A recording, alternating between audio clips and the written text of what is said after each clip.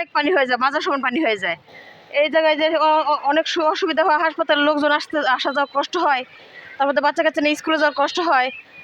কোনো সমাধান করতেছে না তো। সংস্কার সুন্দর হোক, হাসপাতাল এলাকা যেহেতু মানুষের এখানে 4-5টা ক্লিনিক আছে, আরও অনেক সমস্যা। হ্যাঁ, এটা দেখার জন্য এখানে আগে মেয়র ছিল, কী করছে জানি না, এখন নতুন তত্ত্বাবধায়ক, তাও তো কোনো উন্নয়ন হচ্ছে না, কিছু হচ্ছে না। এই বারবার খালি দেখেই যাচ্ছে আর এরা প্রতিবেদন নিয়েই যাচ্ছে। সেদিনকে আমি একবার গ্রামের মধ্যে পড়ে গেছিলাম, যাওয়ার সময় পড়ে গেছি।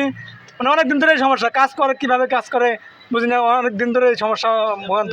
চলাফেরা খুব কষ্ট হচ্ছে, এখানে খুব কষ্ট হয়ে যাচ্ছে চলাফেরা। এই যে এখানে গাড়া হয়ে যাচ্ছে, হ্যাঁ, কিছুদিন আগে ট্রাক এখানে হয়েছিল, চাক্কা পাঞ্চার হয়ে গেছিল এখানে। রিক্সা চালাই, ঠিক আছে, এখান থেকে অটো, মনে করেন এমার্জেন্সি, এখানে হাসপাতাল আছে, ঠিক আছে, আমরা সঠিকভাবে রুগী নিয়ে আনতে পারি না, অনেক সময় অনেক সমস্যা হয়, ঠিক আছে। এই সমস্যাকে এড়িয়ে নেওয়ার জন্য অবশ্যই সবারই সতর্কভাবে চলা লাগে। এত মনোরম একটি শহরের প্রত্যেকটা রাস্তাই নষ্ট, তার মধ্যে বিশেষ করে হাসপাতাল সড়ক এবং লোকোশেড সড়ক, এই দুটো রাস্তা আমাদের এই শহরে একটা বিস্ফোরা হয়ে দাঁড়িয়েছে।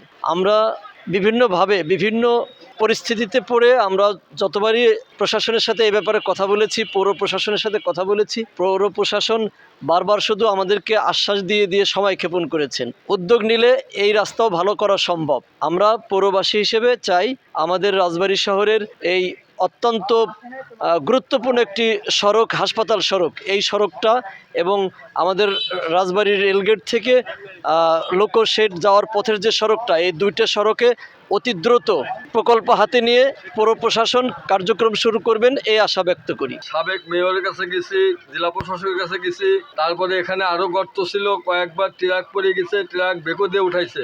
পরে জেলা প্রশাসকের উদ্যোগে এক্সচেঞ্জ সাহেব এই রাস্তাটা মেরামত করলো, খুঁজে কোনোরকমভাবে এই যে আবার পুরাতন এই দিয়ে ঢেকে দিছে, এখন আবার ট্রাক যাতায়াতে সেই গর্ত হয়ে গেছে। অতিবৃষ্টির কারণে সারা বাংলাদেশের ন্যায় রাজবাড়িতেও বৃষ্টির কারণে আমাদের রাজবাড়ী সদর হাসপাতাল রোড, এতিমখানা রোড সহ আরও দু একটি রাস্তা ভীষণভাবে ক্ষতিগ্রস্ত হয়েছে। এর মধ্যে সদর হাসপাতাল রোডটা বেশি ক্ষতিগ্রস্ত হয়েছে, জন্য চলাচলের দুর্ভোগ হচ্ছে। ইতিমধ্যে আমরা সদর হাসপাতাল রোড 1675 মিটার, এতিমখানা রোড 1325 মিটার এবং পান্না চত্বর থেকে তালতলা রোড 2120 মিটার, এই তিনটি রাস্তার সমানে একটি প্যাকেজ আমরা একটি ওয়ার্ল্ড ব্যাংকের প্রকল্পে উপস্থাপন করেছি, যার প্রাক্কলিত মূল্য 21,59,00,000 সামথিং।